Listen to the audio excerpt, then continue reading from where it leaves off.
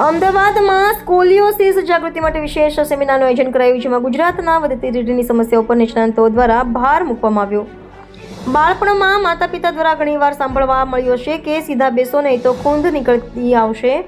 આ વાત હકીકત નથી, પરંતુ આ જ સમસ્યાને લઈ રીઢનો રોગ સ્કોલિયોસિસ જોવા મળે છે અને તે અંગે સમાજમાં જાગૃતિ ફેલાવવાના હેતુસર અમદાવાદમાં એક વિશેષ જાગૃતિ સેમિનારનું આયોજન કરવામાં આવ્યું હતું, જેમાં દેશ વિદેશના અગ્રણી સ્પાઇન સર્જનો એક મંચ પર એકત્રિત થયા હતા.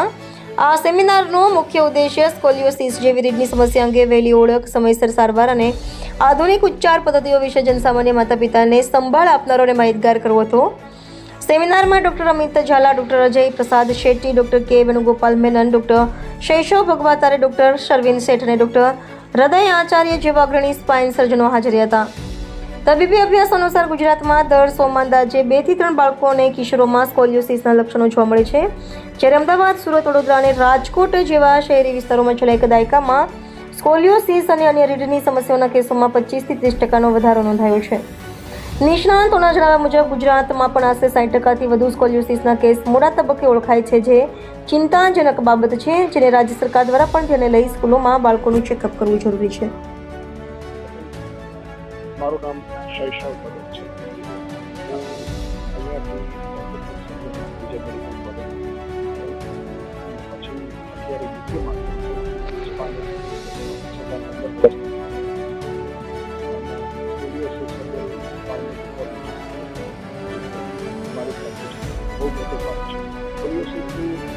ડાયગ્નોસિસ છે એ જેમ આપણે પહેલાં વાત કરી એ રીતે જનરલી પેશન્ટના રિલેટિવ હોય, ખાસ કરીને મદદ છોકરાઓ ઘણી વાર છોકરાઓ બહાર ભણતા હોય, સ્વિમિંગ પુલ પર હોય, એમના ફ્રેન્ડ્સ કમેન્ટ કરે અને પછી એ લોકો અમારી પાસે આવે.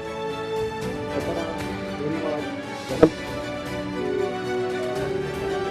અને ઘણી વાર 10 વર્ષ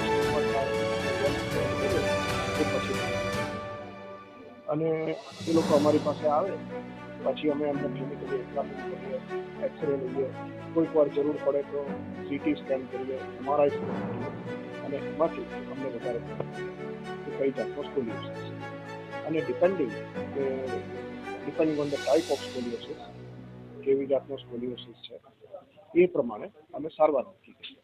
સારવારમાં ટ્રેસિંગ કરી શકાય, ઓબ્ઝર્વેશન કરી શકાય, ઘણીવાર મોનિટર કરીએ અને ક્યારેક ઘાવ 40-50% વધી જાય અથવા તો ઘણીવાર ઘાવ ખૂબ ઝડપથી તો અમારે ઓપરેશન કરીએ.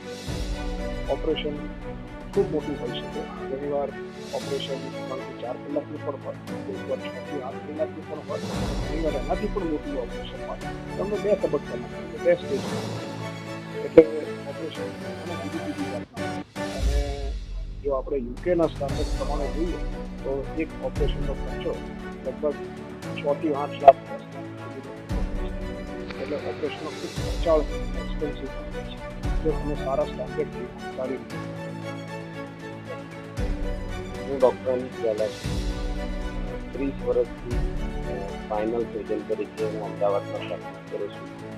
ત્યારે એસપીજી હોસ્પિટલમાં પ્રેક્ટિસ કરું છું અને મારું જે ચેરિટી કામ છે હું XPF હોસ્પિટલમાં કરું છું, જેનું નામ તરીકે પોલીસ ફાઉન્ડેશન. ત્યાં હું બધી ખૂંદની સર્જરીઓ કરતો હોઉં છું. ખૂંદ વિશેની માહિતીમાં આ એક અવેરનેસ પ્રોગ્રામ છે અથવા તો જનજાગૃતિનો પ્રોગ્રામ આપણે કહી શકીએ કે આપણા સમાજની અંદર અત્યારે આ ખૂંદ વિશે બહુ માહિતી કોઈને છે જ નહીં અને એ માહિતી લોકો સુધી પહોંચે એને માટેનો આપણે આ અભિગમ જ કરીએ છીએ અને એને માટે લોકો સુધી પહોંચી શકાય, કારણ કે અમે લોકો એટલે બધી જગ્યાએ પહોંચી શકીએ નહીં. એટલે માટે આ પ્રોગ્રામ રાખ્યો છે કે જેથી કરીને તમે એ જનજાગૃતિના પ્રોગ્રામ તરીકે બધી જગ્યાએ પહોંચાડી શકો, જેથી કરીને જે નાના બાળકો છે આપણે ત્યાં અત્યારે સમાજમાં એવું છે કે આ ખૂંદ થાય અને આપણે સરખું કરી શકીએ નહીં. ખૂંદ સરખી કરવા જઈએ તો એમાં લખવો પડી જાય. એટલે માટે જ્યારે પેશન્ટ, જ્યારે એ બાળક લગ્ન કરવાની ઉંમરે આપણી પાસે આવે છે ત્યારે ખૂંદ ઘણી બધી વધી ગઈ હોય, ઘણો બધો ભાગ ભજવી શકે એમ છે, સૌથી અગત્યનું એ છે કે આપણે ત્યાં આ બાળકોને સ્ક્રીન કરવા પડે. આપણી જે બાળકો સ્કૂલમાં જતા હોય એ સ્કૂલના બાળકોની ઉંમર લગભગ 10 થી 12 વર્ષની, એટલે 5મા ધોરણથી 10મા ધોરણ સુધીમાં જે બાળક જતા હોય, આપણે ત્યાં ફિઝિકલ એજ્યુકેશન એકદમ કમ્પલસરી. ફિઝિકલ એજ્યુકેશનમાં ફિઝિકલ હેલ્થ પણ આવતી હોય છે. એટલે આપણી જે ફિઝિકલ હેલ્થ આવતી હોય એના જે આપણા ફિઝિકલ ટ્રેનિંગના ટીચર્સ છે, એ ટીચર્સને જો સરકાર ટ્રેન કરે તો એ દરેક બાળકને પોતે સ્ક્રીન કરી અને નજીકના ડૉક્ટર પાસે મોકલી શકે. એટલે આ સ્કૂલ હેલ્થ પ્રોગ્રામમાં આવવું જોઈએ. આપણા સ્કૂલ હેલ્થ પ્રોગ્રામમાં જો અંદર આપણે નાખીએ તો તરત જ અવેરનેસ આવે, કારણ કે અત્યારે સ્કૂલિંગ તો બહુ જ કોમન થઈ ગયું છે. હવે આપણે કોઈ એવો ભણતરનો પ્રોબ્લેમ નથી, બધા જ લોકો સ્કૂલમાં 5મા કે 10મા ધોરણ સુધી જતા જ હોય.